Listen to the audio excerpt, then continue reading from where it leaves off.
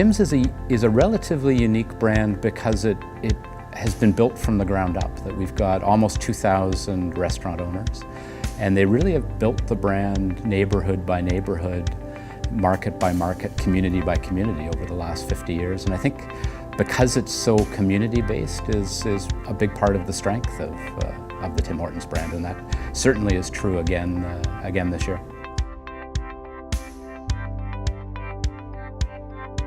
Our strategy has always been about storytelling. We've got a long-running campaign in True Stories, which has been a television campaign. And I think what we saw change this year is that we continued to tell stories, but increasingly they were experiential. Increasingly they involved consumers, whether it was the dark store outside of Montreal, whether it was the restaurant that popped up in a Calgary suburban neighborhood, whether it was the yarn-bombed restaurant in Fort Frances, whether it was the first restaurant that appeared in Dundas Square. Those were still stories, but they weren't television ideas. They were just ideas that actually were best told when you weren't constrained by a 30-second television ad, and you could tell that story in a couple of minutes with social media, with a making of video and other content. So I think that's how it's most changed. That social media and social from the start, we've really led with that, and television is still a critical part of our marketing mix, but it's more a kind of mass awareness vehicle that comes in for support on key moments rather than is our primary lead. Television is still hugely impactful. We still have a significant television buy. I don't see that changing anytime soon. I do see the role, though, of the way we use television, the way we think about the communication ecosystem, so that even when you're watching a television ad, there's always a kind of a link back to something on social media. I think that's how our thinking has evolved over the course of the last year.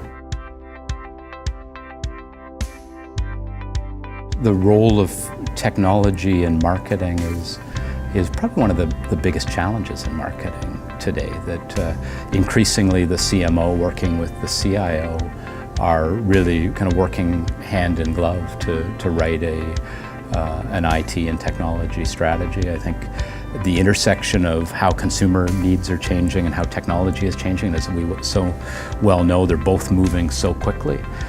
Getting your head around which technology bets to make is probably one of the hardest things for a CMO these days. I certainly find it the toughest part of my job, that kind of deciding not just what the consumer need is, but what's the right technology platform to address that need, whether it's information management or cashless pay or making the experience kind of smoother with an app. Each of those are very complicated.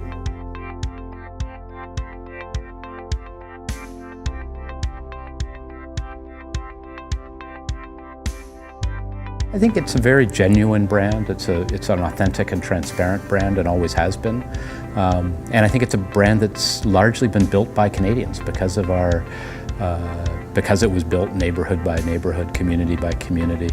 I think Canadians feel, and appropriately so, a real ownership for the brand, and I think that likely shows up in the trust scores. The dimensions that we probably stand out on are trust overall.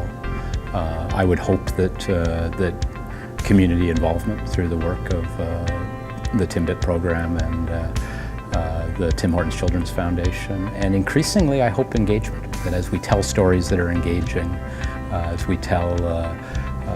we have communication that's social from the start, I hope we score well there. I believe that we're making real strides there, but it'll be interesting to see what shows up in the survey.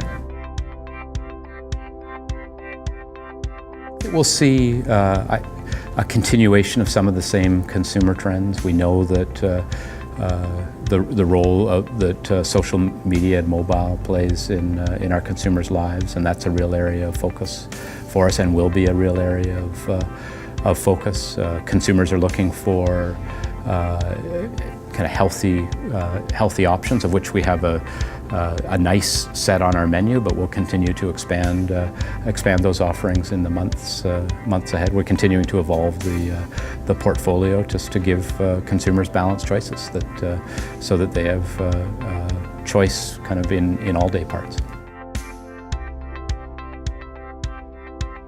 So we take a lot of inspiration for ideas directly from guests.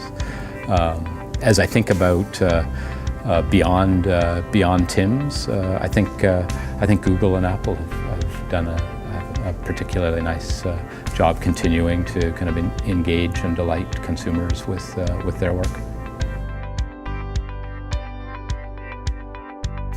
Not to be overly obsessed with competitors, but be really clear about what you stand for, what differentiates you, and be true to that. That I think the days in most categories are gone where there's just one or two competitors. That increasingly there's incredible fragmentation, and I think you want to be obsessed, but obsessed with delighting consumers rather than fighting competitors.